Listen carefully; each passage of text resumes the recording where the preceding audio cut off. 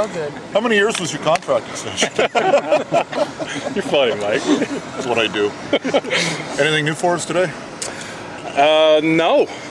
Nothing. Nothing really has changed for us.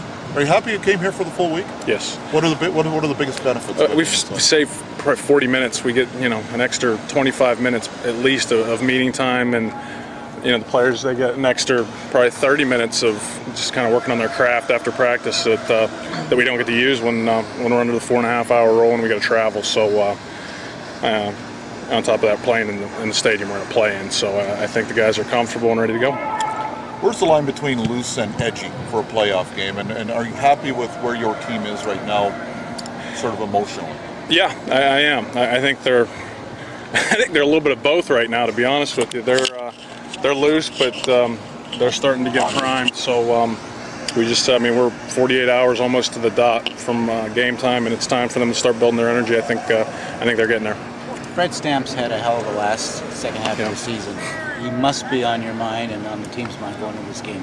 Yeah, Fred's a tremendous player, and he started a little bit slow, but the second half of the season he's been uncoverable, and so our guys are aware of that. Chris is aware of that, and guys are gonna have to do good. There's gonna be times where we got to just man them up one-on-one, and they're gonna have to do a great job, and our D-line's gonna have to rush the passer and not let him stand back there because he's a tough guy to cover. Who gets the job at one-on-one? Yeah, we're still working that out. It'll probably be a number of guys. Maybe all at the same time. You talk about what Swayze Wonders is giving you. Yeah, Swayze's leg strength is tremendous, so he's given us a great deal just on kickoff coverage because he pins them so deep, and then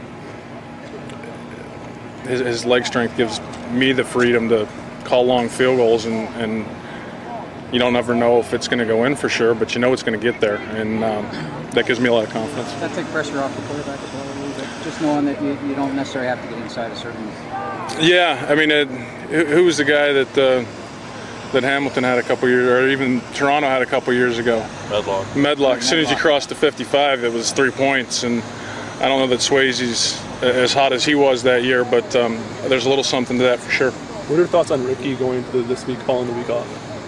Yeah, I think he had a great day yesterday. We weren't as sharp on offense today, but Ricky's throwing the ball great. It's coming off his hands. He's going to be in good shape.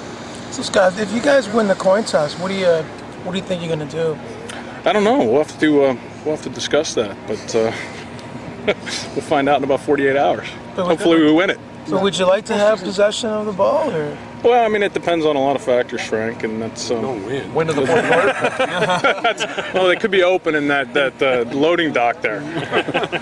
That's the claim they used to do in Montreal. So we'll talk to Osh and Chris and make that decision. I think it's an interesting question because Edmonton has not scored a touchdown on the first possession. I think they got 2 field goals in the singles. Yeah. Well, hopefully that continues. But you could look at it either way, right? I mean, you put your defense on the field first and try to get a stop, or put Ricky out there, and we've been fairly good on first possessions this year. So, yeah, it's something that we'll figure out in the next couple hours. Quite often in the division playoffs, there's an element of history there. We played the team a zillion times during the year. It goes back 50 years within the division. Crossover. Yeah. And that's part of the coaching thing, too, is building the guys up that way. How the crossover is that? I don't know that it matters. I've been through 2 of these now, or this is the third, and playing a crossover team in the playoffs. And to me, it's more for the fans. We don't care really who we play, and it's going to be a big game no matter what. You have to do a little bit more research, particularly because it's been quite a bit since we've played them, right? So from a coach's perspective, you maybe have to do a little bit more work to refresh yourself with what's going on out there, but I don't think it's going to be a big deal. Have you made up your mind yet about your receiving core? I have, yeah. And I'll let you know tomorrow. We don't know if McCullough gets stamps, but what does he give you man-to-man? Evan? Yeah. Tremendous athlete, great change of direction. Can really stick his foot in the ground and stick with the receiver, and he can do it from both press man and off man. So Evans, he's got a lot of talent. He's continuing to work to get better, and there's things he's got to improve on, but he certainly has the ability to cover man-to-man. Do you think he's underrated? at this point in his career? Yeah, I mean, I think a lot of guys are underrated on our team, and you know, he's had his great moments, like the pick at the end of the Saskatchewan game that, you know, sealed the win for us, and he's had some moments where he should have done better too. So he's no different than the rest of the guys. The players that were picked for All-Stars yesterday, they were all surprised that Toronto only had 3. Were you surprised? Honestly, I didn't think about it. Somebody asked me that in an interview yesterday afternoon, and they said something about Hamilton and Winnipeg having 13 or 14. I don't know what it was, and I didn't even know.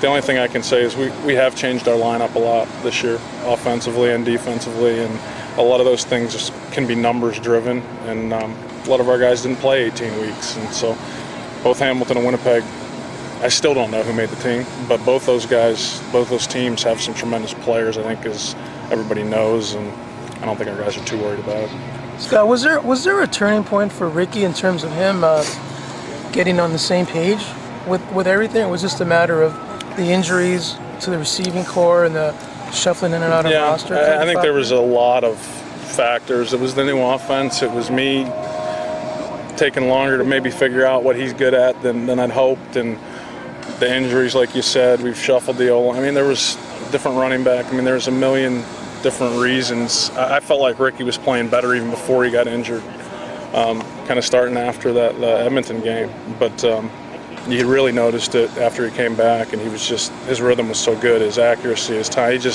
It looked like he'd been playing in this offense his whole life.